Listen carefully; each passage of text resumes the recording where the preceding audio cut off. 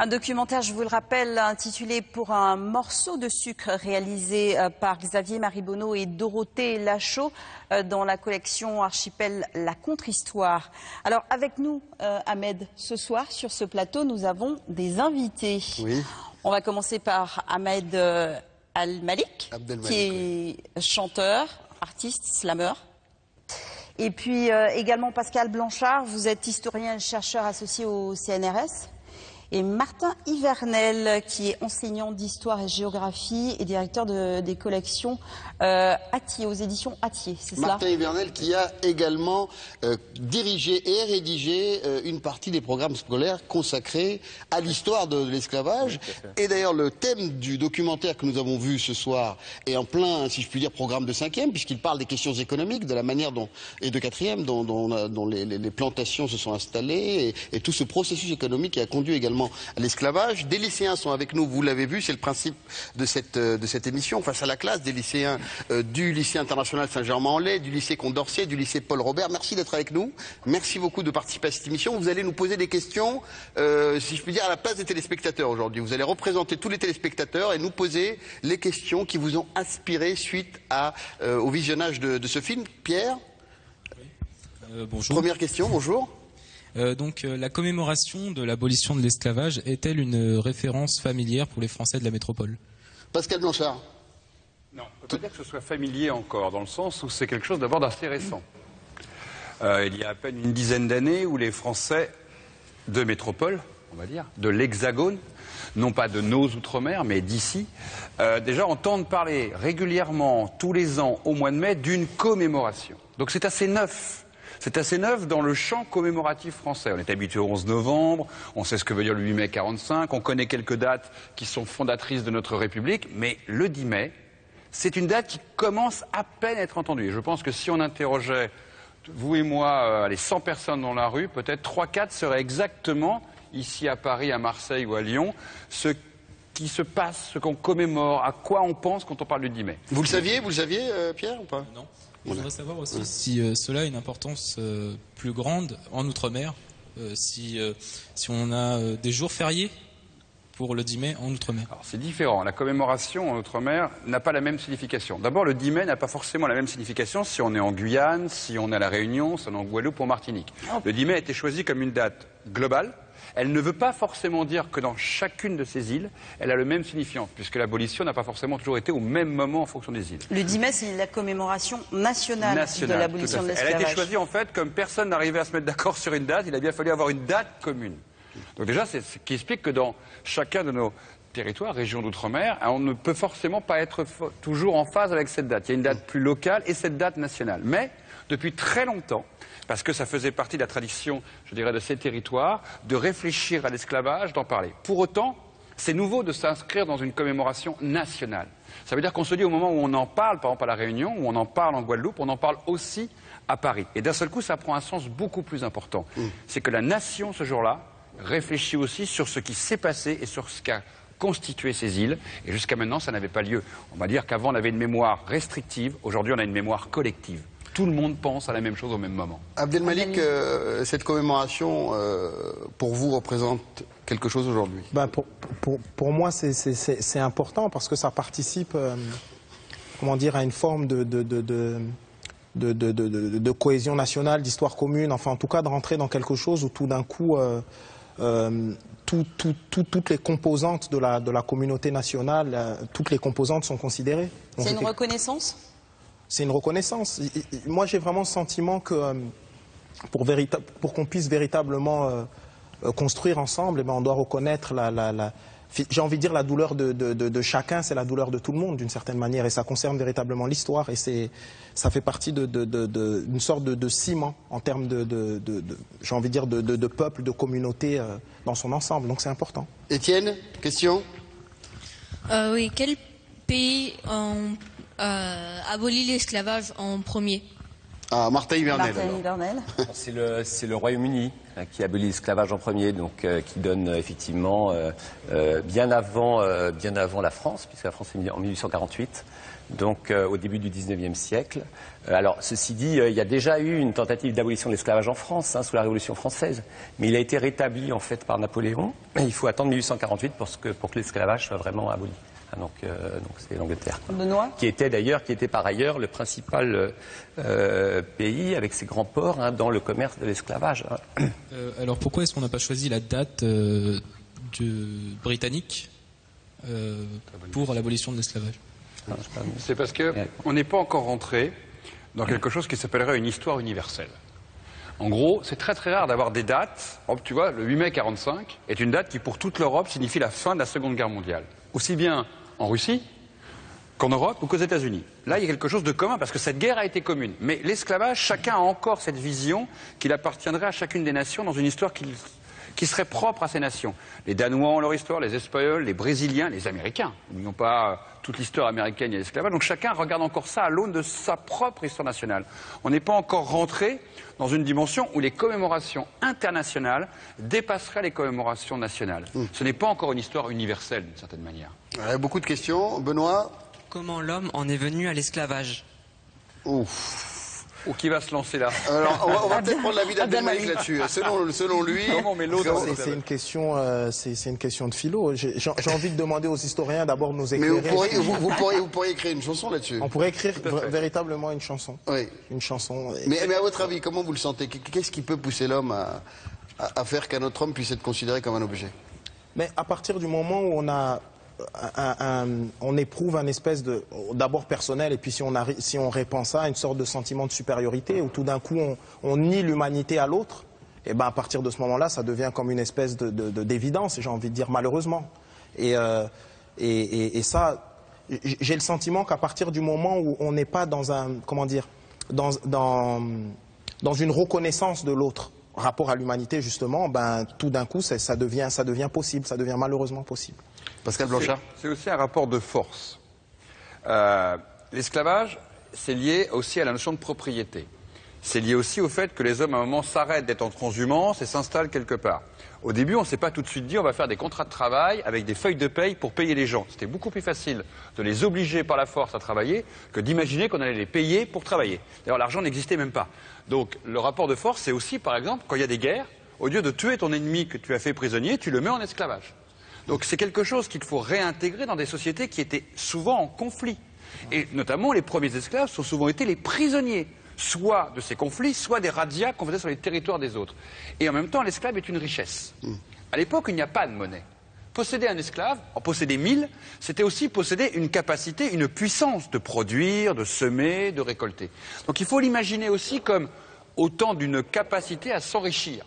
Tout ça apparaît très froid de le dire aujourd'hui. Mais à l'époque, ça semblait intimement banal. Toutes les sociétés dont vous avez entendu parler, qui ont plusieurs milliers d'années, de l'Égypte ancienne à la Mésopotamie, ont été des sociétés esclavagistes. Ouais. Martin Hivernel, c'est quand même c'est quelque chose qu'il faut effectivement concevoir. C'est-à-dire que l'être humain devient à ce moment-là un bien, un meuble. Oui, ça. C'est-à-dire que l'esclave, c'est un outil, quoi. Alors Aristote définissait l'esclave comme un outil animé. En fait, on se sert d'un esclave pour produire, parce que c'est moins cher que d'utiliser des machines, etc. Puis à un moment, au moment où justement on a des machines pour remplacer l'esclave, on a d'autres moyens, eh bien l'esclavage a tendance à disparaître. Odélia. Si l'esclavage coûtait si cher, pourquoi est-ce qu'ils étaient aussi maltraités dans les bateaux négriers, on a vu dans le documentaire? Oui, je veux bien répondre. En fait, c'est pas si vrai que cela. En fait, on évalue à 10% environ le nombre d'esclaves qui meurent dans les bateaux. Mais on connaît des lettres d'armateurs, par exemple, qui disent au capitaine, le capitaine qui se charge donc d'aller chercher les esclaves et de les conduire en Amérique, qui dit au capitaine, faites bien attention à mes esclaves, ne les maltraitez pas, occupez-vous d'eux, sortez-les sur le pont. On sortait les esclaves sur le pont, on les faisait danser pour qu'ils prennent l'air, on les lavait, etc. Parce qu'effectivement, il fallait qu'ils arrivent en bonne forme en Amérique. Donc en fait, il n'y a pas une mortalité si importante que cela dans les navires. Enfin, moins importante que celle qu'on pense, en fait. Et il n'y avait pas l'idée de les maltraiter dans les navires. Simplement, il fallait les conduire à bon port. Et voilà. C'est extrêmement froid. Ce qu'il faut que vous compreniez, c'est que c'est un commerce. Et quand vous investissez dans un commerce, vous ne pouvez pas perdre. On vient de le dire, c'était des objets. 20 ou 30% de votre business. C'est terrible à dire, Mais d'ailleurs, on aurait pu le dire, que souvent dans les captures sur les sols même en Afrique, par exemple, le taux de mortalité était bien supérieur, très souvent, à celui dans les bateaux. Le moment du bateau est un moment économique. Si vous achetez 100 esclaves, vous espérez en vendre 100. Pas qu'il vous reste plus que 10 à vendre en Guadeloupe, en Martinique, au Brésil ou aux États-Unis. D'où le fait de les préserver et de faire attention. Alors, ceci juste pour terminer, on chargeait vraiment le bateau, c'est-à-dire qu'on y mettait le maximum d'esclaves possible. On a comme ça des plans d'un navire qui s'appelle le Marie Séraphique, où on voit les esclaves collés les uns aux autres, très serrés, et on voit effectivement des morts parmi les esclaves qui sont sous des toiles, des tissus, mais les esclaves sont quand même très serrés parce qu'il fallait emporter le maximum d'esclaves possible jusqu'en Amérique. Alors, avec cet entassement et cette promiscuité, il y avait nécessairement des maladies et puis des gens qui mouraient sur le chemin. Pierre, tu donnes peut-être à Archibald derrière, parce que Pierre est très motivé, ce qui me fait très plaisir. Et Archibald. Que faisaient-ils des esclaves qui mouraient sur les bateaux? Il les jetait à la mer. C'est une question claire, précise. C'est une question très claire et très importante d'ailleurs. Il est jeté à la mer tout simplement, c'est-à-dire qu'il n'y avait pas d'obligation en arrivant dans les ports à dire pourquoi il vous en manque 15 ou 20. Oui. C'est très simple, il n'y avait pas un comptage avec nécessité de garder les corps. Donc la meilleure manière pour éviter les maladies, ce que vous comprenez bien, imaginez un corps au bout de 15, 20, 30 jours de traversée. Donc dans la plupart des cas, les corps étaient jetés à l'eau. Aiko. À qui profitait le plus l'esclavage? À qui profitait le plus l'esclavage? Martin Hivernel. Très bonne question. À qui profitait le plus l'esclavage? L'esclavage, ça fait partie de tout un système économique, en fait.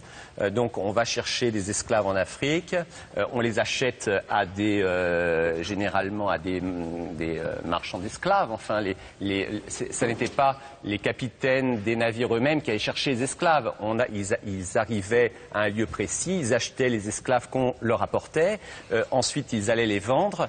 Ils étaient généralement vendus aux enchères. Donc, ça enrichissait l'armateur. Et puis, effectivement, ensuite, on rapportait des produits des Antilles ou d'Amérique en Europe. Donc, ça profitait, on va dire, aux grands marchands et puis, finalement, à l'Europe, aux pays qui eux-mêmes trafiquaient, et participaient au trafic d'esclaves.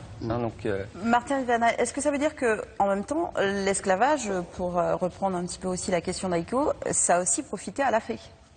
Ou pas? Ça a été un commerce triangulaire, mais ça a aussi profité à l'Afrique. Oui, il y avait déjà un esclavage en Afrique bien avant la traite transatlantique. Il y avait une traite interne. Donc on vendait des esclaves. Les rois, par exemple, africains, avaient de très nombreux esclaves. On parle parfois de 400 ou 500 esclaves qu'ils pouvaient posséder. Il y avait aussi une traite transsaharienne.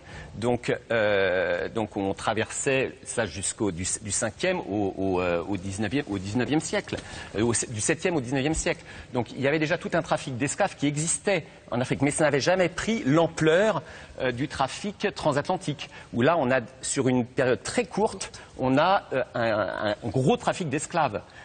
Et là, effectivement, ça a vidé certaines régions d'Afrique de leur population.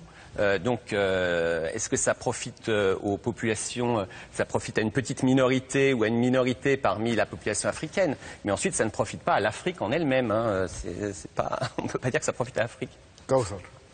Mais pourquoi n'y a-t-il pas eu de rébellion des esclaves, en fait? Il y a eu tout le temps des rébellions.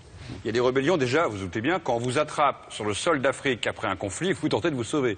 Deuxièmement, quand on vous amène sur les ports au bord des côtes, vous essayez de vous sauver encore, parce que vous savez très bien ce qui va vous arriver. Ou du moins, vous vous en doutez. Puis après, sur la mer, vous en doutez bien, on ne saute pas du bateau. Sauf quand on se suicide. Et il y a eu des suicides. On connaît l'histoire. Puis après, dans les îles, il y a eu en permanence des révoltes. L'abolition de l'esclavage n'est pas simplement la volonté des propriétaires ou des puissances européennes de dire « Ok, on a été mauvais, on va rendre, via cette abolition, la liberté à ces hommes et à ces femmes ». Pas du tout. En amont, ce sont des centaines de révoltes. D'ailleurs, on parle même des nègres marrons, ceux qui se sont révoltés, qui partaient notamment dans les montagnes, donc dans les endroits où ils ne pouvaient pas être attrapés. Essayez même d'imaginer ce que ça pouvait être. Pourquoi sur les plantations, d'ailleurs, est-ce que vous voyez dans les films des gens qui surveillent les esclaves? Pour deux raisons. D'abord parce qu'ils se sauvent, et deuxièmement parce qu'ils se révoltent. Et c'est permanent. Et c'est un rapport de force, si vous préférez. Dès qu'il y a la possibilité de se révolter, de se regrouper, c'est pour ça qu'en permanence, l'histoire de l'esclavage doit être vue par une histoire d'oppression, donc de force, mais en même temps, face à cette force, de révolte permanente. Maintenant, la difficulté, c'est que sur une petite île, quand vous vous révoltez, vous n'avez pas les moyens de vous sauver, donc de repartir en Afrique, un moment, vous vous heurtez à l'autorité qui a les armes, qui a le pouvoir, qui a le droit, puisque vous n'êtes rien, puisque vous êtes un objet, et qu'on a même écrit dans le texte, le code noir, et ben vous avez du mal à rentrer chez vous. Sur cette question de révolte, Abdelmalik, est-ce que vous, aujourd'hui, vous sentez que c'est inhérent à l'homme de toute façon se révolter, lutter contre l'oppression, contre la domination? Oui, c'est inhérent forcément. Il y a une notion de justice, quelque chose. En fait, le fait de subir une profonde injustice, forcément... et j'ai envie de dire, pour nous autres artistes, c'est le moteur, j'ai envie de dire, de notre démarche, véritablement. C'est-à-dire, d'une certaine manière, demander la justice pour j'ai envie de dire, pour qu'il y ait plus de justesse, d'une certaine manière, dans le rapport entre les êtres. Et voilà. Donc c'est un vrai moteur artistique et un moteur de vie, basiquement. Pour que les choses soient mieux réparties, cette rébellion? La rébellion, après, si vous voulez, c'est toujours, enfin, en tout cas, le sentiment que j'ai, c'est d'abord par rapport à soi en propre, j'ai envie de dire, d'une certaine manière, par rapport à la situation dans laquelle on peut se trouver. Mais je pense que c'est vraiment inhérent à l'homme, d'une certaine manière. C'est-à-dire, il y a cette idée d'avoir une vie normale. Après, on va définir la normalité, mais d'avoir une vie normale, de vivre comme tout le monde. Je pense que ça vient de là, tout simplement. Pierre ou Odélia, qui a la question? Vous battez pas. Odélia, allez-y. Quel a été le déclencheur des rébellions? Est-ce que quelqu'un en particulier, dont on connaît encore le nom, a permis de faire sur une plus grande ampleur ces révoltes? D'être le précurseur. Est-ce qu'il y a un leader au niveau des rébellions? Oui, il y a trois cas de figure dans les révoltes. Vous avez soit des révoltes qui ne sont pas du tout coordonnées, pas du tout structurées, qui sont très individuelles, où quelqu'un profite d'une occasion pour se sauver. Deuxièmement, vous avez des révoltes qui ont été menées par des leaders sur des territoires donnés à des moments précis. C'est-à-dire que ça devenait des mouvements, véritablement, en Martinique, en Guadeloupe, par exemple, qui étaient coordonnés et structurés pour justement aller. Et puis vous avez ce qu'on pourrait appeler les révoltes institutionnelles. C'est-à-dire que dans tout système esclavagiste, vous avez ce qui se passe, c'est-à-dire que des gens sortent de ce statut, deviennent des affranchis. Donc s'il y a des affranchis, c'est qu'ils étaient d'anciens esclaves. S'ils sont affranchis, c'est qu'ils ne sont plus esclaves. Et s'ils sont affranchis, petit à petit, ils commencent à avoir des droits. Et une de leurs revendications, c'est de se battre pour leurs frères, qui sont toujours esclaves. Et eux, quelque part, ce sont des révoltés, on va dire, qui ne prennent pas les armes, mais qui prennent les armes de la loi, par exemple. C'est d'ailleurs eux qui obtiendront, en grande partie par leur combat, l'égalité à un moment via les abolitions. Mais comment, Pascal Blanchard, peuvent-ils être affranchis alors qu'au même moment, il y a des esclaves, à la même époque, au même endroit? Parce que le maître a le pouvoir de rendre libre. C'est ça la force du maître dans l'esclavagisme, c'est qu'il a le pouvoir de rendre esclave, mais la vraie puissance, c'est de dire je te garde esclave et un jour je serai celui qui pourra peut-être t'amener ta liberté. Et donc celui-là, cet homme-là, quelque part, c'est le pouvoir absolu, si vous préférez. C'est presque Dieu. Et d'une certaine manière, les affranchis vont se battre contre ce pouvoir d'autorité. Donc vous avez trois types de révoltes. Donc la révolte structurée, qui a pu être extrêmement violente, où vraiment les hommes prenaient des armes, ce qu'ils pouvaient trouver comme armes, pour se révolter contre les propriétaires. Et on a vu sur des plantations des groupes pouvoir partir en masse et se sauver dans les montagnes, dans les forêts, pratiquement être intouchables après. Et je parlais tout à l'heure des nègres marrons, c'est très connu justement, et de se retrouver. Et puis vous avez des révoltes qui ont été des révoltes qui ont même mené à l'indépendance de pays. Haïti est le produit d'une longue révolte qui créera la première république noire, indépendante, dans les Caraïbes. Martin Hivernal, est-ce que, au vu de ce que Pascal Blanchard vient de dire, on voit bien que finalement les esclaves qu'on disait qui n'étaient pas capables de penser, de réfléchir, on voit bien, ils arrivaient à se structurer, ils arrivaient à être solidaires entre eux. Et puis ils sont même au cœur du mouvement abolitionniste. On a par exemple une autobiographie qui est très connue de Oloda Equiano. C'est un esclave.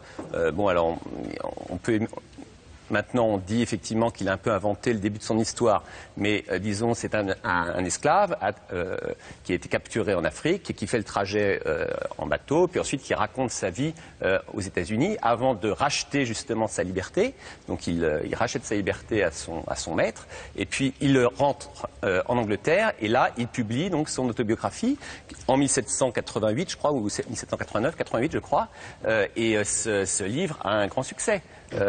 Parce que c'est un ancien esclave qui a appris à écrire, enfin qui a appris à compter, son maître lui a appris à compter, et il a travaillé dans le commerce, donc il a racheté sa liberté, et effectivement il devient, on le considère tout à fait comme un homme parmi d'autres, alors que l'esclave non. Et donc, à partir du moment où il est affranchi, il est déjà quelqu'un d'autre. Ceci, je pense que tous les affranchis n'ont pas nécessairement soutenu la lutte des esclaves, parce que justement, ils avaient, eux, des droits. Un avantage, et effectivement, ça n'était pas nécessairement un intérêt pour eux que de défendre l'abolition de l'esclavage. Benoît. Voilà. Comment peut-on réduire une personne à l'esclavage? C'est inhérent à le désir de s'enrichir. Certains pensent qu'en... De dominer aussi, Pascal Blanchard? Non, la domination penserait qu'on met en esclave uniquement par sadisme. Alors certains ont pu le faire, je pense que c'est très exceptionnel. La base même, c'est qu'on veut s'enrichir et qu'on prend tous les moyens possibles, y compris réduire l'autre à être rien pour pouvoir s'enrichir. Si vous ne donnez rien à l'autre, vous gardez tout. Je rappelle quand même que dans l'histoire de l'humanité, ce système a été, d'ailleurs, si dans le mot esclave, vous entendez slave, d'accord? N'oubliez pas que l'Europe, à l'époque, a aussi des esclaves, que la Russie avait des serfs, qu'en France, vous avez des galériens qui étaient captifs sous Louis XIV et qui étaient à Toulon ou à Marseille. Pourquoi? Un galérien que vous ne payez pas, ça vous coûte moins cher qu'un galérien que vous payez. C'est d'abord l'enrichissement. Après, vous pouvez avoir quelques débordements, on vient de le dire, de violence simple, mais avant tout, c'est ça. C'est quelque part les prémices du capitalisme. Et les prémices du capitalisme ont commencé en disant, si j'ai 100 personnes qui travaillent pour moi sans que je les paye, je vais quand même un peu plus m'enrichir que si je devais à chacun leur donner une maison, les nourrir bien, leur permettre un épanouissement, éduquer leurs enfants et surtout les payer. Mademoiselle? Et donc, vous parlez souvent de l'Afrique, mais les esclaves venaient-ils seulement de l'Afrique ou non? Oui. Si les esclaves venaient seulement d'Afrique, ça dépend à quelle époque. Par exemple, parce que là, les films et documentaires que nous voyons ainsi sur l'histoire des Outre-mer concernent essentiellement l'Afrique. Concernent essentiellement l'Afrique, mais évidemment, il faut peut-être replacer cette question de l'esclavage dans son contexte est au cœur historique de l'Antiquité. Effectivement, c'est ce qu'on disait tout à l'heure, c'est qu'il y avait beaucoup, même les Grecs qu'on considère comme comme les fondateurs de la démocratie avaient des esclaves. Ces esclaves n'y venaient pas nécessairement de très loin, effectivement. Ils venaient, parfois, c'est tout simplement des captifs, effectivement, de la cité voisine, qui étaient réduits en esclavage et qui restaient ensuite esclaves toute leur vie à Athènes ou à Thèbes, etc. Donc, l'esclavage, c'est quelque chose de très ancien et c'est un outil animé, comme on disait tout à l'heure. Et donc, effectivement, ça permet de s'enrichir, ça permet d'avoir une domesticité nombreuse, etc. Donc, c'est quelque chose de très ancien. Il faut que vous l'ayez en tête, c'est de vous dire que déjà, rien que le terme, à un moment, l'esclavage a été plus pratiqué en Europe qu'en Afrique ou en Asie. C'est-à-dire que l'esclavage a correspondu à toutes les sociétés, à des moments T, à des moments donnés. Rome fonctionne grâce à l'esclavage. C'est une économie esclavagiste. Vous enlevez les esclaves à Rome, Rome s'effondre. Vous enlevez les esclaves à Byzance, Byzance s'effondre. Vous enlevez les esclaves dans la Russie s'effondre. Si vous avez ça en tête, vous comprenez comment on pouvait déplacer les populations. Et si le mot esclave vient des Slaves, vous voyez bien, c'est un mot qui dominait même l'homme noir. Donc, il ne faut pas penser que... Alors, nous, on se rappelle, parce que notre société a plus été marquée par l'histoire de l'esclavage liée à l'Afrique, parce que les Antilles, parce que la Guadeloupe, parce que la Martinique, parce que la côte orientale aussi avec la Réunion. Mais si vous étiez chinoise, mademoiselle, vous n'auriez pas l'homme noir forcément en tête, vous penseriez à des commerces d'hommes et de femmes à l'intérieur de l'espace asiatique. Pascal Blanchard, comment expliquer par exemple la différence justement entre le fait que certains Européens, les premiers en tout cas qui sont arrivés dans les colonies, étaient appelés des engagés, et après effectivement avec le système de l'esclavage, là on a vraiment dénommé ceux qui étaient déportés comme des esclaves. L'engagisme est une histoire très particulière. Il faut se rendre compte qu'au temps de l'esclavage, il existe d'autres systèmes qui se superposent de captation de population. Si vous allez aujourd'hui à La Réunion, vous découvrez qu'il y a des personnes qui viennent d'Asie qui sont venues à La Réunion. Alors, ils ne sont pas venus dans des systèmes esclavagistes, ils ont été engagés, mais dans des conditions telles qu'on peut se poser la question puisqu'il y avait le non-retour. Il faut se rendre compte qu'au temps de l'esclavage, tout le monde n'était pas dans le même statut. Vous aviez aussi énormément de populations qui se déplaçaient, qui arrivaient indiennes, par exemple, et qui arrivaient dans les îles aussi pour travailler. On faisait venir des populations aussi qui étaient des populations prisonnières. Par exemple, l'Australie a été essentiellement peuplée par des prisonniers condamnés en Angleterre et qui venaient à côté, et donc ils venaient de force d'une certaine manière puisqu'ils étaient déportés là-bas. Toutes ces populations se superposaient et formaient une sorte de chose assez bizarre, c'est que le peuplement de ces pays a été totalement renouvelé par des gens qui, dans la plupart des cas, ne choisissaient pas d'aller dans ces pays-là, soit par des prisonniers, soit par ce qu'on a appelé l'engagisme, où vous aviez quand même 15 à 20 ans. Ce que les gens oublient des fois aussi, c'est qu'au moment de l'abolition, pendant 30, 40 ou 50 années, on va engager de force, le mot est fantastique, engager de force des gens en Afrique qui vont représenter des millions d'individus et qui vont continuer à être, entre guillemets, déportés, mais soi-disant volontaires, puisqu'il leur fallait 20 ans pour rembourser leur voyage. Autant dire qu'ils ne sont jamais rentrés. Alors on va prendre 2 dernières questions pour la fin de cette première partie du débat. Pierre ? Vous avez parlé de cet esclave affranchi qui a écrit un livre. Donc ils sont battus. Et j'aimerais savoir ce qu'il est arrivé aux esclaves qui sont non affranchis après l'abolition. Martin Hivernel. Les esclaves non affranchis après l'abolition de l'esclavage. Ah oui. Qu'est-ce que... Alors, alors dans le film, ce qu'on voit de très intéressant, c'est que après l'abolition de l'esclavage, la situation de discrimination, de racisme, de persécution était quasiment plus importante parce que avant les statuts étaient entre guillemets clair, mais après il fallait marquer la domination dans un cadre supposé égalitaire. Donc que devient supposé égalitaire. Supposé, oui, j'ai bien dit supposé.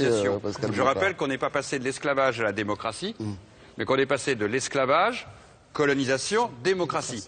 Donc la colonisation on a libéré des hommes pour mieux. En gros, on est passé, pour faire simple, du code noir au code de l'indigénat. C'est-à-dire qu'on est passé de aucun droit à aucun droit. Et entre-temps, il y a eu l'abolition. Voilà. Donc c'est, vous voyez, à la fois donc tous égaux mais pas égaux. Surtout tous inégaux, ça, dans ce système-là. C'est un peu comme les femmes à l'époque, et également n'étaient pas l'égal des hommes. Donc c'est quand même des sociétés très inégalitaires. Donc si vous préférez, on était à la fois libre, mais et on redevenait contraint d'autre chose. Alors ces contraintes, Abdelmalik, vous les ressentez aujourd'hui? Est-ce qu'il y a un héritage C'est ce qui a été dit tout à l'heure, lorsqu'on voit la violence que peut prendre une certaine forme de capitalisme. Il y a ça, il y a aussi le regard qu'on peut avoir par rapport à certaines communautés ou certains Français originaires d'ailleurs, etc. Bien sûr, évidemment, j'ai envie de dire malheureusement, mais néanmoins, on n'est pas dans l'espèce Enfin, parce que moi j'entends, enfin, lorsqu'on considère un être comme un meuble ou cette espèce où tout est clair, disons que maintenant il y aura quand même. Maintenant c'est moins clair. C'est moins clair. Donc du coup, bon, il y a cette mais cette espèce de froideur, cette chose qu'il y avait avant, ce que j'entends, c'est juste incroyable. Mais malheureusement, sous certaines formes. J'ai envie de dire, c'est des choses qui existent encore aujourd'hui, sous des formes différentes. Abdelmalik, est-ce que pour vous, au vu de ce qui a été dit, justement, est-ce que cette condition d'esclavage, ce commerce, est-ce que ça expliquerait beaucoup de choses aujourd'hui dans la société française? Véritablement, c'est-à-dire qu'il faut bien comprendre que, et on en est tous conscients, la notion d'héritage, c'est quelque chose d'important. Ce que je veux dire, c'est qu'on ne peut pas avoir subi un traumatisme aussi important, et de part et d'autre. J'ai envie de dire du côté de l'esclave et donc sa descendance et du côté des esclavagistes et de leur descendance sans qu'il y ait finalement je ne sais pas si on peut dire ça, mais des espèces de séquelles d'une certaine manière. Et c'est pour ça qu'il est très important, et ce qui est dit là par ces historiens-là, c'est véritablement important parce que connaître l'histoire, c'est finalement permettre aussi d'abord d'être en paix avec soi-même parce qu'on connaît son histoire et puis de pacifier notre rapport à l'autre. Et qu'on soit dans quelque chose, et du coup on est dans quelque chose de l'ordre de l'égalité puisque on connaît son histoire et puis voilà, ça permet j'ai envie de dire que d'une certaine manière que les plaies puissent se cicatriser. On ne peut pas porter éternellement une sorte de sac de douleur qui finalement nous tue à l'intérieur et pouvoir vider, poser ce sac de douleur et passer à autre chose. Parce que ça fait partie de l'histoire. Et il ne faut pas être esclave de l'histoire. Il ne faut pas qu'on devienne aussi esclave de l'histoire non plus. L'histoire, c'est important dans le sens où ça nous permet d'avancer ensemble et non point de régresser ou de mourir dans des douleurs qui ne cessent pas. Dernière question de cette première partie, Odélia. Est-ce qu'on ressent suffisamment cet héritage dont il parlait en métropole ou c'est surtout dans les territoires ultramarins? Pascal Blanchard. Je pense qu'on est à peine en train de comprendre que ces histoires, qu'elles soient liées à l'esclavage ou à la colonisation, nous ont fabriqués.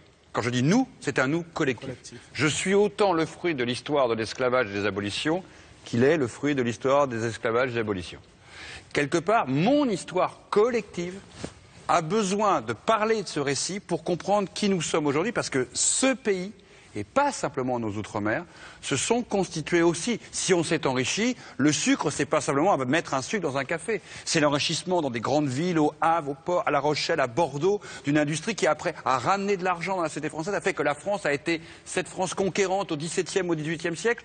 Tout ça est lié. Vous ne pouvez pas comprendre ce pays, si vous parlez... mais en même temps, vous ne pouvez pas comprendre non plus nos outre-mer si vous ne comprenez pas comment ils ont été fondés et les traumatismes dont nous venons de parler, mais aussi comment les dépasser. Tu ne peux pas soigner un traumatisme si tu ne le comprends pas. Tu dois d'abord le comprendre, en parler, échanger. Lilian Thuram dit souvent que le pire des silences était celui de sa mère qui ne voulait pas lui raconter ses histoires douloureuses. Nous sommes rentrés dans la génération qui va raconter ces histoires douloureuses pour que demain nos enfants n'aient plus à porter ce poids-là. Et on va continuer à vous raconter ces histoires parfois douloureuses sur France-O. Un avant-goût de l'autre documentaire, du deuxième documentaire que vous allez voir, qui s'appelle La loi du plus fort, réalisé par Xavier Marie Bonneau. Un avant-goût de ce documentaire qui va parler des textes qui ont marqué cette époque de l'esclavage. Et on se retrouve juste après avec d'autres invités sur notre plateau. Mars 1685. C'est une pièce de théâtre dans une ville de Guadeloupe. Des acteurs noirs jouent les rôles de Colbert et de Louis XIV. La vedette du jour a pour nom Code Noir. La pièce se veut pédagogique, mais la mémoire n'est pas forcément l'histoire. Et comprendre le Code Noir, c'est d'abord comprendre une époque. Le droit de l'époque, au XVIIe siècle, n'est pas un droit qui est bâti sur les droits de l'homme. Le discours des droits de l'homme, la philosophie des droits de l'homme n'intervient que plus tard, avec en particulier Jean-Jacques Rousseau, qui va affirmer la supériorité du droit naturel sur le droit positif, le droit tel qu'il est créé par les sociétés, et donc qui va rendre effectivement toute loi, toute règle juridique qui attenterait à la liberté naturelle d'un individu ou à l'égalité naturelle d'un individu, qui en ferait un texte attentatoire à l'humanité. Donc effectivement un crime contre l'humanité que de priver un être humain de son droit à la liberté, de son droit à l'égalité. L'article du Code Noir qui demeure le plus odieux aux yeux des lecteurs d'aujourd'hui est l'article 44. Il transforme l'homme en bien meuble, c'est-à-dire en chose, au même titre que l'outil ou le bétail du maître. Ailleurs, le Code prévoit que l'esclave peut se marier et doit être baptisé. Étrange pour un objet. L'esclave est par essence et par définition un être humain. On n'appellerait jamais une table un esclave ou un animal un esclave. C'est par définition un être humain, mais dont la caractéristique, effectivement, est d'être privé de liberté et d'appartenir à un maître. Donc, pour traduire en termes juridiques cette appartenance réelle, cette possession réelle qu'a le maître sur l'esclave, une possession aussi économique, puisque le maître l'a acheté et que l'esclave fait partie de son patrimoine, qu'il peut le vendre, il peut le passer en héritage, effectivement, le droit va traduire ça en termes de statut d'objet, un statut de bien.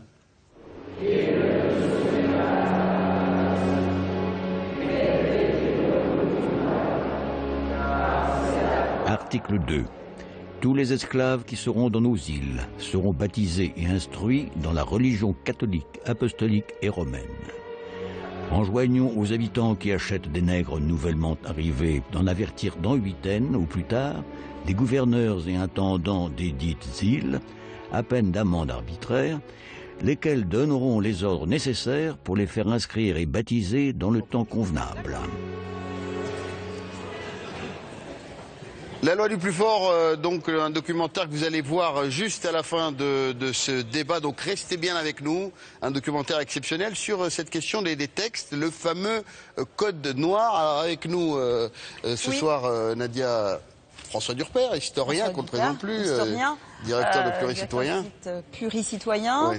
Ali Moussaï, qui est également chef de la section Histoire et Mémoire pour le dialogue à l'UNESCO. Et on est resté avec Abdelmalik. Et on remercie l'UNESCO de nous accueillir. On va dire que ça va devenir une tradition chaque année au moment de la journée commémorative de l'abolition de l'esclavage en France. François Durper, le Code Noir, les textes qui ont réglementé en quelque sorte. Certains disent évidemment ce texte horrible, mais en même temps, avant c'était l'anarchie, et ce texte a essayé parfois de protéger, entre guillemets, les esclaves. Est-ce vrai?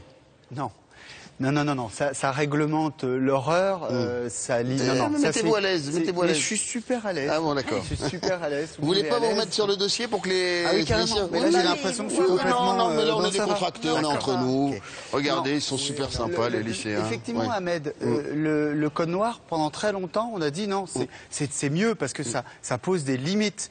En même temps, quand vous mettez noir sur blanc pour des siècles... qu'on a le droit de se comporter de cette manière-là, de traiter les gens comme des biens meubles, c'est-à-dire des objets. On ne peut pas, avec le recul historique, dire finalement, s'il n'y avait rien eu, ça s'appelle l'histoire alternative. Et si Christophe Colomb n'avait pas découvert l'Amérique, et s'il n'y avait pas eu de code noir, est-ce que les esclaves auraient été plus malheureux? Non. Le code noir, il met noir sur blanc l'horreur, c'est-à-dire le fait que certains hommes et femmes peuvent appartenir à d'autres hommes et femmes. C'est-à-dire qu'il y a une subhumanité. Il y a des gens qui sont moins humains que d'autres. Et qu'on peut en disposer comme on veut. Abdelmalik, qu'est-ce que ça vous inspire, vous, le code noir, les textes du code noir? Ce qui a été dit là, pour moi, régulariser l'horreur, ça m'inspire quoi? Ça m'inspire, je sais pas. C'est toujours quelque chose d'incroyable quand on essaye de rationaliser l'horreur, en fait. On essaye de donner du sens à quelque chose qui, au départ, est inadmissible. Donc à partir de là, c'est comme ces personnes qui vont essayer de rationaliser les différents génocides ou qu'il y a pu avoir. C'est bon. Voilà ce que ça m'inspire, c'est-à-dire pas grand-chose. Question, qui a le micro? Aïko? Aïko. Voilà. Quelle était l'espérance de vie d'un esclave? L'espérance de vie d'un esclave. 7 ans, alors les études montrent 7 ans sur une plantation. 7 ans sur une plantation, ça veut dire que, vous imaginez que la traite, elle doit alimenter l'esclavage. Puisque si un esclave, ça a une durée de vie de 7 ans pour travailler, parce qu'on le pousse à bout, eh bien, il faut qu'il y ait la traite pour alimenter, il faut qu'il y ait le commerce pour alimenter. Et d'ailleurs, ça a posé problème dans certains pays, puisque quand, par exemple, aux États-Unis d'Amérique, il n'y a plus de traite, comment on alimente les plantations en esclaves? C'est compliqué. Il y a un autre moyen, c'est que les esclaves se reproduisent. Je dis vraiment se reproduisent, c'est-à-dire que j'utilise le terme des animaux. Et donc on fait des haras avec des esclaves qui se reproduisent entre eux. Quand on oblige des esclaves à violer des femmes blanches, parce que l'enfant d'un homme noir et d'une femme blanche, dans ces États du Sud des États-Unis, eh bien c'est un esclave. Une goutte de sang noir fait de vous un esclave. C'est la règle du one drop. Et évidemment, ce que je vous dis est quelque chose de... avec le recul historique, mais déjà des gens à l'époque s'insurgent contre ça. Ali Moussalier, c'est quand même c'est pensé, c'est réfléchi dans l'horreur, justement. Oui, justement, moi je voulais revenir à cette question de dire est-ce que finalement le code noir n'aurait pas réglementé. Mais c'est une indécence, c'est une insolence, une vulgarité de dire des choses comme ça. Le code noir était pour déshumaniser des êtres humains, les transformer en meubles. Et le code noir, c'est l'inscription dans la loi de la barbarie. Et je crois que parler d'un code noir qui aurait aidé à protéger les esclaves est une indécence, est une vulgarité, je pense, morale et éthique que je voudrais relever ici. Deuxième chose, on dit souvent, oui, les armateurs, les propriétaires d'esclaves tenaient à leur cargaison. Mais est-ce que vraiment c'est tenir à leur cargaison que entasser les gens de manière où ils étaient entassés dans le bateau et dire qu'ils s'occupaient de leur cargaison? Je trouve que là aussi il y a une ancienneté que je voulais relever. Ça a été une barbarie organisée, ça doit être vu comme ça. Et je crois qu'il ne faut jamais perdre le pouvoir de l'indignation quand on parle de cette question-là. Le pire qui peut arriver quand on parle de la question de l'esclavage, c'est en parler avec une distance, comme si c'était un commerce. Oui, c'était du commerce, c'était le capitalisme. Et on oublie le potentiel d'horreur que représentait. Et je crois que ce serait une horreur de parler de l'esclavage avec des termes purement économiques. Et il faut tout le temps, et c'est ce que d'ailleurs le projet La Route de l'esclave à la finalité et objectif de faire, c'est rappeler l'indignation éthique que doit constituer cette barbarie. Alors vous avez également abordé la question, on parlait tout à l'heure avec Martin Evernel des programmes scolaires, du programme de 5e et 4e, où il y a quelques pages sur l'histoire de l'esclavage. Vous avez abordé au sein de l'UNESCO cette question de l'enseignement, de la transmission de l'histoire de l'esclavage. Comment vous faites pour vous détacher de l'émotion que vous exprimez maintenant? Comment vous transmettez cette indignation de manière, entre guillemets, neutre ou objective à les élèves à travers ces ouvrages? Justement, alors, le projet La Route de l'esclave a vraiment deux fonctions. L'un, c'est faire des recherches, parce qu'il y a encore un silence. Il est un peu brisé sur la traite transatlantique, mais il est encore entier au Moyen-Orient, dans l'océan Indien, autour de la mer Rouge. Donc déjà faire des recherches. Et une fois qu'on a fait ces recherches, au lieu qu'elles soient seulement réservées aux chercheurs, il faudrait donc que ça puisse être traduit en programme scolaire. Et je crois que c'est cela qui, finalement, aujourd'hui, constitue un véritable enjeu. Parce que comment enseigner aux nouvelles générations, à vous, écoliers, à vous, collégiens et lycéens, ce qui s'est réellement passé, et vous l'enseignez de manière, bien sûr, en gardant un minimum de distance, parce que trop d'émotions aussi peut nuire au sujet même. Ouais. Mais tout en transmettant quand même à vous cette sensation de la justice et cette compréhension de ce que fut ce système-là. Et comment justement, Abdelmanik, ne pas tomber dans le registre de l'émotion quand on entend ces horreurs? Non, mais à un moment donné, le travail de l'historien, j'ai envie de dire, c'est justement de prendre du recul sur les choses, expliquer les choses presque froidement. Bon, c'est difficile, mais néanmoins c'est important pour comprendre véritablement, parce qu'il s'agit aussi de comprendre, comment dire, comment les choses se sont passées et d'être dans une forme de justesse en expliquant ça. Mais je pense que l'émotion, c'est quand même important pour dire que quand même on est en train de parler d'être humain, on est en train de parler, et c'est important de trouver ce juste équilibre. Donc je pense que dans ce sens-là, il y a de la place pour les historiens, et j'ai envie de dire leur espèce de froideur, en tout cas cet esprit rationnel comme ça. Puis c'est important aussi pour d'autres, des artistes qui eux seront sur le front de l'émotion justement et autres, pour qu'il y ait cet équilibre-là. Et justement pour que la jeunesse puisse avoir aussi ce côté double, et enfin double en tout cas dans l'interprétation de l'histoire d'une certaine manière. Odélia, ouais. Vous allez réagir, François, parce qu'il faut poser des questions. On vient de me dire que j'étais froid. Non, mais j'ai dit une forme de... Simplement, c'est pas froid à titre personnel. Mais ça permet de dire quelque chose, que le rapport à l'histoire, c'est pas nécessairement un rapport froid. Ouais. Parce que si, mais tu l'as dit en fait, si on a un rapport froid à l'histoire, et dans une classe, peut y avoir des collègues qui se disent forcément c'est quand même tellement, il y a une charge émotionnelle tellement importante qu'on va essayer de tout mettre à distance. Si on met tout à distance, les élèves ils dorment en fait. Ouais. Ils dorment, ils n'entendent même pas ce qu'on leur dit. Le prof il est en train de faire son cours, etc. Donc s'il n'y a pas un minimum, vous dormez, non, c'est bon. C'est bien, voilà, il n'y en a qu'un. Mais s'il n'y a pas un minimum de cette émotion-là, finalement on retranscrit rien, parce que ce dont on est en train de parler, c'est pas de squelette. Ce dont on est en train de parler, ce sont des gens qui sont vivants. Donc ça veut dire que quand on fait le cours d'histoire, on ne fait pas le cours d'histoire au passé. On ne dit pas les esclaves étaient, on dit les esclaves le sont, par exemple. Odélia et Pierre, allez. Et justement, est-ce qu'il existe encore des esclaves à travers le monde? Et s'il y en a, est-ce que la France fait quelque chose pour aider toutes ces personnes? Bien sûr qu'il existe des esclaves à travers le monde, et on dit de manière, là aussi, un terme qu'il faut absolument bannir, on dit que ça s'appelle l'esclavage moderne. L'esclavage moderne, la modernité, c'est presque quelque chose de positif. Donc dire esclavage moderne, je pense qu'on veut dire que c'est l'esclavage contemporain, l'esclavage d'aujourd'hui. Mais ta question, ça me permet de dire que on peut pas dire...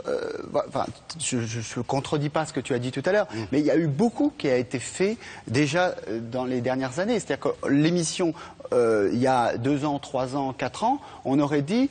Ça n'existe pas dans les programmes scolaires, on n'en parle pas, et cette mémoire, c'est totalement silencieux. C'est plus le cas aujourd'hui. Vous l'avez dans les programmes, il y a des programmes de recherche, on décerne un prix de thèse tous les ans, il y a des initiatives dans toutes les municipalités aujourd'hui, 10 mai, il y a beaucoup de communes qui ont fait des événements, il y a des émissions comme celle-là et sur d'autres chaînes. Simplement, il y a encore 2 choses à faire, c'est, de mon point de vue, donner du sens, c'est-à-dire faire en sorte que tout le monde sache pourquoi on fait ça. C'est-à-dire à quoi ça sert, ce que tu viens de dire, à dénoncer l'esclavage contemporain, d'une part, et à montrer que ces esclaves, dans leur résistance à l'esclavage, ils ont participé aux droits de l'homme, qui fait ce pourquoi on se bat tous les jours.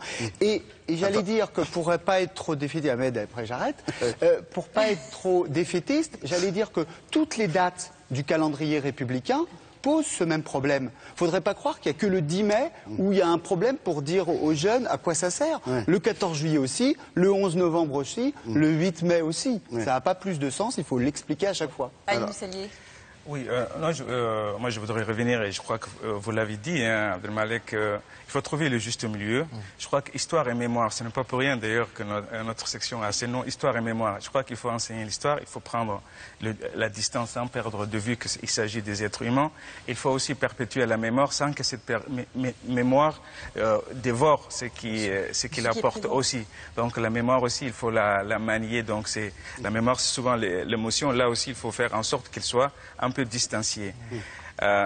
Alors, au niveau de l'enseignement, je voulais dire que, justement, le grand problème de l'enseignement, c'est que pendant longtemps, on a fait l'avocat pour enseigner. Donc, et ça, je pense que dans certains pays, et notamment la France, il y a maintenant l'intégration dans les manuels scolaires, dans les curricula de cette histoire-là. Maintenant, je crois qu'on n'avait pas suffisamment réfléchi à la manière d'enseigner. Et je crois qu'il y a des manuels, dans pas mal de pays, où la manière dont on a enseigné, il y a une telle pudeur de dire la charge d'indignation que ça doit provoquer, que finalement on parle du triangle, du commerce triangulaire. Justement, on va voir ce que... Et on ne sait plus finalement de quoi il s'agit, et on le confond avec le sucre, et on oublie l'aspect humain. Et je crois qu'aujourd'hui, il faut revenir et réfléchir à la manière où qu'on doit enseigner cette mémoire-là. Et je crois que c'est tout d'ailleurs les enjeux de ce livre qu'on vient de publier qui s'appelle « Des nouvelles orientations à définir pour l'enseignement et l'apprentissage de cette histoire-là ». Alors Kauthar, et puis on aura peut-être vos réactions à la découverte de cette partie de l'histoire en fin de débat. Kauthar. Mais d'après vous, quelles sont les manières pour lutter contre cet esclavage moderne ? Alors, d'abord, moi je voudrais préciser, on dit l'esclavage moderne, mais peut-être le terme consacré, c'est les nouvelles formes contemporaines de l'esclavage. Parce que je pense qu'il faut faire la différence entre l'esclavage historique et le système d'esclavage historique qui était basé, donc, qui était soutenu par les États, subventionné par les États, autorisé et légalisé par le Code noir, et où l'esclave, c'est-à-dire... Moi, d'ailleurs, on a du mal à parler d'esclave. L'être humain qui a été mis en esclavage par la violence et par la domination est renié dans son humanité, dans son nom, dans sa descendance. Aujourd'hui, les formes contemporaines d'esclavage que nous avons, c'est des gens qui vivent, qui ont un nom, qui ont souvent des papiers, qu'on amène d'un pays à l'autre. Et d'abord sur la base de leur identité, et qu'après, donc, il y a un abus total qui peuvent se retrouver, d'ailleurs, un tel abus qu'ils peuvent se retrouver dans des situations d'esclavage, exactement tel que ça a pu se passer. Néanmoins, ils avaient une identité, ils avaient un nom, et le système, les pays dans lesquels cet esclavage-là est pratiqué, a des lois qui l'interdisent. Et c'est une violation des droits de l'homme massif qui est interdit par toutes les conventions. Donc je crois que c'est important déjà de faire ce distinguo entre l'esclavage historique qui a été autorisé, subventionné et tout, et cette nouvelle forme d'esclavage qui est en fait une violation des droits et des conventions qui existent dans le monde. Benoît. Et qui est concerné par l'esclavage moderne? Alors l'esclavage moderne, alors vraiment beaucoup d'enfants. Mais aussi beaucoup d'adultes, beaucoup de femmes, parce que l'esclavage moderne a le même objectif, c'est-à-dire des objectifs économiques d'exploitation des êtres humains, mais ça peut être des exploitations de la force de travail, mais ça peut être une exploitation sexuelle aussi.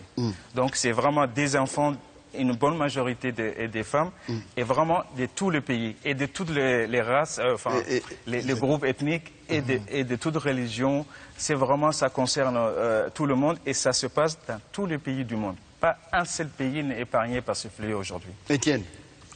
Dans quel pays le Code noir a-t-il été établi? Pardon? Dans quel pays le code noir a-t-il été établi? François Burpin, peut-être. En France. Et le fait que tu poses la question, ça veut dire qu'il y a encore du travail pour que on l'apprenne à tous les enfants français. Dire que le code noir, c'est français. Et pas qu'aux enfants, j'ai envie de dire. Et pas qu'aux enfants, aux adultes aussi. Mais simplement, ce qui est important... Oui, il y a d'autres codes dans les autres pays. Hein, donc, mais quand on parle du code noir, c'est la France. Et ça veut dire que l'enjeu, c'est un enjeu de raconter cette histoire-là. On parle beaucoup de la crise aujourd'hui. Il y a une crise économique, il y a plein de crises. Et il y a une crise du fait d'être ensemble, de vivre ensemble. Et de considérer, je vais faire une comparaison, c'est comme une famille. Si dans une famille, enfin si vous n'avez pas les mêmes parents, vous n'êtes pas des frères et sœurs. En France, il y a une devise, c'est liberté, égalité, fraternité. Fraternité, ça veut dire que si on est français, on est tous frères et sœurs. Donc on a les mêmes ancêtres. Or aujourd'hui, on n'a pas l'impression qu'on a les mêmes ancêtres. Un enfant noir qui va à l'école ou un enfant blanc qui va à l'école, il n'a pas du tout l'impression d'avoir les mêmes ancêtres, parce qu'un enfant noir qui va à l'école, qui considère que Napoléon... Il ne pense pas à ses ancêtres à l'école. Non, mais quand il apprend Napoléon, et quand on lui dit que Napoléon a rétabli l'esclavage, il n'a pas envie que Napoléon soit son ancêtre. Il ne pense pas. Il a plutôt envie que ça soit Louis Delgrès. Louis Delgrès, c'est ce Guadeloupéen qui a donné sa vie pour essayer de résister à Napoléon. Hein, un enfant raisonne comme ça, François. Mais je pense que quand on tourne, s'il ne dort pas pendant le cours d'histoire, il tourne les pages de son manuel d'histoire. On va leur demander, attendez, on va leur demander. Pierre, vous raisonnez comme ça, vous dites celui qui a... Vous parlez beaucoup d'histoire, de manuel d'histoire, je suis historien. Oui, d'enseignement. En même temps, il est là pour ça. D'enseignement aux enfants. Oui. Je voudrais savoir si en outre-mer et en métropole, on n'a pas une divergence de cet enseignement. Je voudrais dire que c'est pas la même histoire qu'on raconte aux enfants d'outre-mer et aux enfants de métropole, dû à des tensions qu'il y aurait encore entre les deux. Pendant très longtemps, dans les outre-mer, il y avait l'école qui enseignait une histoire, qui était la même que celle qu'on enseignait dans l'Hexagone, et les parents compensaient ce qui se passait à l'école. C'est-à-dire que, en gros, un enfant guadeloupéen à l'école, ils avaient des ancêtres gaulois et des ancêtres Napoléon, etc. Et je lui en veux un peu, hein, vous avez compris. Et puis, quand il revenait dans sa famille, ses parents, ils disaient non, ton ancêtre, c'est Louis Delgrès, et c'est la mulâtresse solitude, et c'est tous ceux qui ont résisté à cela. Ah, donc c'est les parents. L'enjeu aujourd'hui, c'est que ça soit pas, les parents n'ont pas à compenser. Alors depuis 2000, il y a des adaptations de programmes dans les départements d'outre-mer. Mais c'est pas des adaptations de programmes, ou alors c'est des adaptations de programmes partout. Si on est un même pays, donc encore une fois une même famille, il faut que partout, qu'on soit en Auvergne, en Bretagne, en Guadeloupe, à Tahiti, on apprenne qu'on a des ancêtres communs, pas des ancêtres biologiques. Je ne suis pas obligé que mon arrière-grand-père, il n'est pas forcément Napoléon ou Louis Delgrès. Mais qu'on s'approprie tous les mêmes ancêtres. Parce que c'est encore une fois, ce qu'ils ont fait aux États-Unis. Martin Luther King, c'est l'ancêtre symbolique de tous les Américains. Les Noirs, les Blancs, les Amérindiens, etc. C'est-à-dire qu'ils ont réussi à ouvrir, ils ne font pas bien sur plein de choses, les Américains, mais là-dessus, ils ont réussi à changer leur récit. Et quand on va à l'école américaine, on apprend que ce pays, il a été construit par des Blancs, par des esclaves qui se sont battus pour se libérer, par des Amérindiens, etc. Leur histoire dans sa globalité. L'ensemble de toutes les populations. On va demander à Abdelmalik, vous aussi, vous avez grandi avec nos ancêtres les Gaulois? Avec double ce qu'on vous disait à la maison et ce qu'on vous disait à l'école? Justement, ouais. Est-ce que c'était ça, la double histoire? Le problème, c'est que... évidemment, c'est important d'enseigner ou d'affiner les choses ou de complexifier les choses à l'école, bien sûr, et c'est le lieu où ça se passe, mais pas seulement, en fait. Parce qu'on parle des parents, ce que dit François tout à l'heure par rapport aux parents qui, derrière, complètent l'éducation, mais encore faut-il que les parents soient eux-mêmes et les connaissances suffisantes pour compléter cette éducation-là. Et je précise, ce que j'ai envie de dire, c'est que il est important de comprendre que cette question fondamentale, elle nous concerne tous dans tout, j'ai envie de dire, dans tous les recoins de la société, pas qu'à l'école, partout en fait. Il s'agit d'introduire ce rapport à l'histoire que beaucoup de gens finalement, on connaît un peu les grandes lignes, mais on ne sait pas véritablement. C'est important d'introduire ça dans la société de manière ouverte pour que les gens puissent avancer, rapport au vivre ensemble et à la considération de l'autre, etc., pour que les choses puissent bouger et avancer positivement. Donc, bien sûr, on fait beaucoup de choses, on l'a dit tout à l'heure, mais de mon point de vue, on ne fait pas encore assez de choses. C'est-à-dire qu'il y a l'exemple que François donnait par rapport aux États-Unis, il y a beaucoup d'actions qui sont des actions symboliques, ou des personnages symboliques qu'on devrait mettre en avant justement parce qu'ils participent à fédérer et à faire en sorte qu'on puisse avancer tous ensemble, que finalement on met de côté et qu'on ne connaît peut-être pas. Donc tu as parlé de Napoléon, mais tu as parlé j'ai oublié Delgrès, mais il faut nous demander, c'est qui finalement, est-ce qu'on le connaît, est-ce qu'on sait de quoi il est question véritablement. Donc c'est important, voilà, d'introduire ça, j'ai envie de dire, entre guillemets, dans la pop culture. Ça veut dire qu'il y a plein de gens qui ont été gommés de l'histoire. Eh ben oui. Plein de gens. Alors là, on parle des esclaves, on pourrait faire une autre émission un jour sur les femmes dans l'histoire de France. Au Panthéon, c'est les grands hommes qui ont fait la nation française. Il y a 78 personnes, 2 femmes, et encore une parce que c'est l'épouse de Marcellin Berthelot. Il n'y a que Marie Curie. Vous pensez bien que dans l'histoire, il n'y a pas une femme pour 78 hommes qui ont fait cette histoire-là. Donc ça veut dire que cette histoire, elle a été écrite, il faut le dire, par des hommes, plutôt blancs, et ils ont gommé tous les autres de cette histoire-là. Alors on se dit pourquoi on parle d'histoire tout le temps? Parce qu'en fait, un pays, c'est comme un individu. Il y a des gens qui disent pourquoi vous parlez tout le temps d'histoire, etc. Mais de passé, pourquoi on ne peut pas juste vivre tout simplement normalement maintenant? Parce que comme pour un individu, si je vous dis par exemple un événement qui vous est arrivé à l'âge de 7 ans, ça peut avoir des conséquences sur ce que vous vivez aujourd'hui. Voilà. Un pays, c'est pareil. Ce qui s'est passé il y a 200 ans, ça a des conséquences aujourd'hui. Je vais vous laisser réagir, Ali Moussaïe. Il nous reste très peu de temps. On va prendre les 2 dernières questions de nos lycéens qui ont été très très pertinents ce soir. Mademoiselle. Romane. Mais donc aujourd'hui, il n'y a plus vraiment dans l'esclavage moderne, il n'y a plus vraiment une différence. Pardon ? Contemporain. Oui, pardon. Oui, on a corrigé quelques concepts ce soir. Excusez-moi. Donc il n'y a plus vraiment une différence entre les femmes. Ce ne serait pas plutôt les femmes qui sont esclaves plutôt que les hommes ou les Africains plutôt que les Européens. Enfin, je ne sais pas. On va laisser Ali Moussaïe répondre là-dessus. Non, comme je l'ai dit tout à l'heure, il y a une différence fondamentale de nature entre les formes anciennes d'esclavage, qui étaient un système, et les nouvelles formes, les formes contemporaines d'esclavage, qui est vraiment une violation des droits établis dans tous les pays. Mais ce n'est pas pour autant que la souffrance des victimes de ces formes contemporaines d'esclavage n'en est pas moins barbare et moins horrible. Donc ce n'est pas un jugement sur la souffrance, mais c'est sur le système. Ce n'est pas le même système. Je crois que c'est important de faire la différence parce qu'un des dangers, c'est de faire justement des amalgames. Et dire, il y a même qui a parlé d'esclave de rythme. Il y a un chanteur ou une chanteuse, je me rappelle, qui a dit « je suis esclave de rythme ». Donc le mot esclave, il ne faut pas qu'il soit trop galvaudé pour qu'on perde finalement le sens vraiment initial pour bien le savoir. Et cependant, ce n'est pas pour autant que les nouvelles formes d'esclavage n'en est pas aussi donc quelque chose d'horrible contre lequel il faudrait vraiment lutter. Pierre. Moi, je voulais reprendre le vivre ensemble d'Abdel Malik. Est-ce qu'on peut vraiment vivre ensemble en ayant un outre-mer qui montre du doigt une métropole et une métropole qui se montre du doigt toute seule du fait de ce qu'elle a fait durant l'esclavage? Bien. Déjà, le terme métropole aussi, c'est. Ah oui, métropole, c'est le même. Tu utilises le mot en fait qu'on utilisait à l'époque de la colonisation. Métropole, c'était la mer, c'était. Moi, j'appelle ça l'hexagone, même si ça ne fait pas plaisir aux Bretons, parce que là, on enlève la Bretagne. Mais vaut mieux dire hexagone parce que c'est plus neutre. Métropole, c'est comme si on était encore à l'époque de la colonisation. Le cœur de la question est plus important. Il est tellement pertinent, je suis encore en train de dire. Alors, Ali Moussaïe va répondre. Dans le film que les lycéens ont vu, il y a toute la partie le LKP, la profitation. Moi, simplement, j'en profite quand même pour dire ta question. Peut-être c'est beauté en touche, mais c'est pas un psychodrame franco-français ou hexagone outre-mer.